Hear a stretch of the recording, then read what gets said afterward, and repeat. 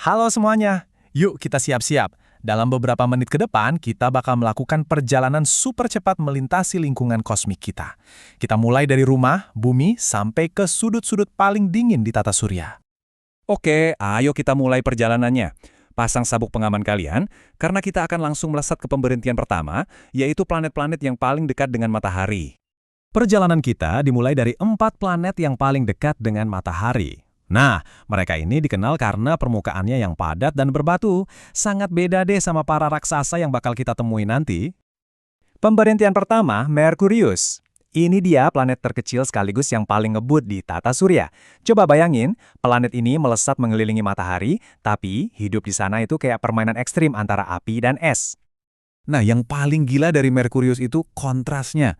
1 tahun di sana cuma 88 hari, tapi 1 harinya itu butuh 59 hari. Lama banget kan? Dan lihat rentang suhunya itu. Bisa sedingin es di malam hari, tapi siangnya cukup panas buat melelehkan timah. Ekstrim!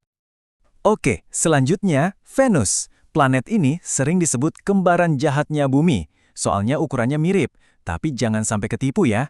Venus ini seperti neraka, dengan tekanan atmosfer yang bisa menghancurkan apa saja dan panas yang luar biasa. Angka ini kuncinya, 470 derajat Celcius.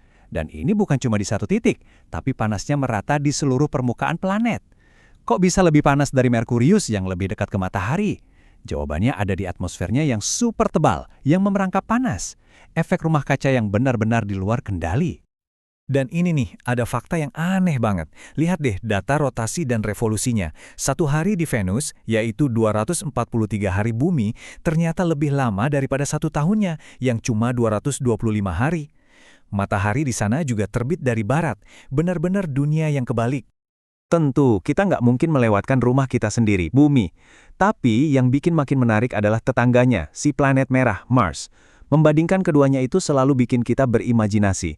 Dan inilah alasan kenapa kita terobsesi banget buat menjelajahi Mars.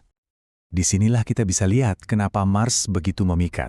Panjang harinya hampir sama dengan di bumi, jadi terasa familiar kan? Cuma bedanya, suhunya jauh lebih dingin.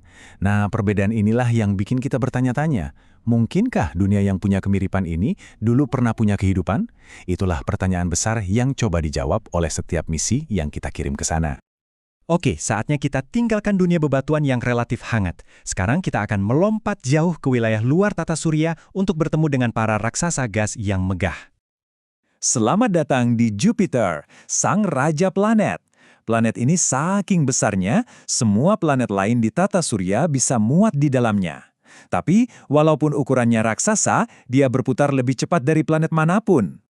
Jadi, yang perlu diingat, walaupun Jupiter butuh waktu hampir 12 tahun bumi untuk sekali mengorbit matahari, 1 harinya cuma 10 jam. Cepat banget kan?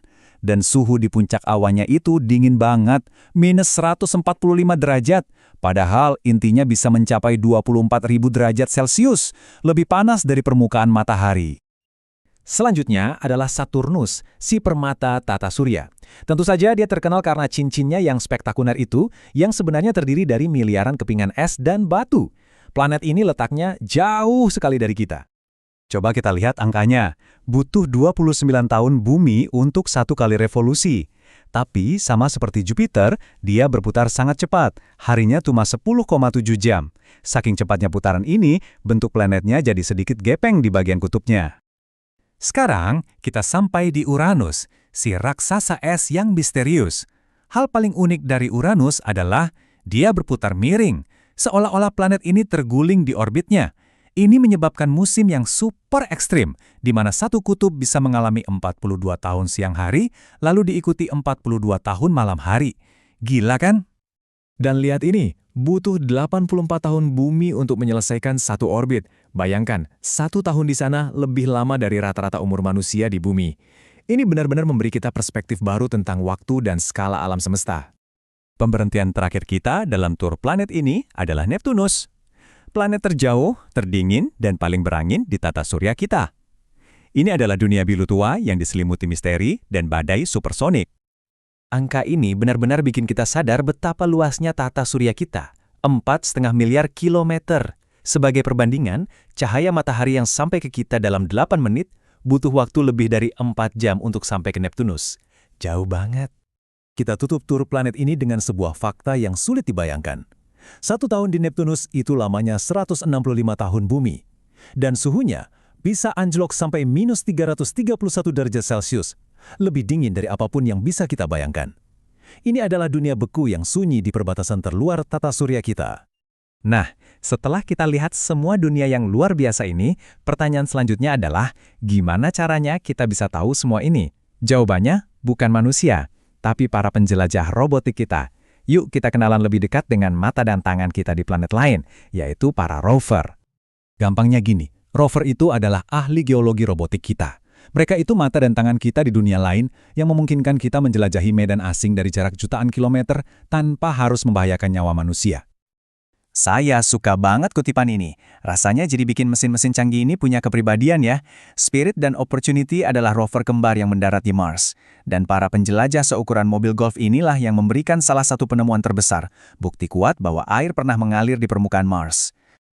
Oke, setelah tur singkat ini, dari oven bertekanan tinggi di Venus sampai dunia es di Neptunus, dari raja raksasa Jupiter sampai planet yang terguling Uranus, kita jadi diingatkan lagi betapa ekstrim dan beragamnya lingkungan kosmik kita.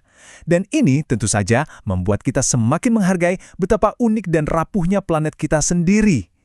Jadi, ini pertanyaan untuk kita renungkan bersama. Setelah melihat dunia-dunia es di kejauhan, apakah kita harusnya menjelajahi lautan di bawah es bulan Jupiter Europa? Atau setelah melihat atmosfer tebal Venus, haruskah kita menyelami atmosfer bulan Saturnus Titan? Dengan begitu banyak dunia yang menarik, kira-kira petualangan besar kita selanjutnya akan membawa kita kemana? Masa depan penjelajahan ada di tangan kita.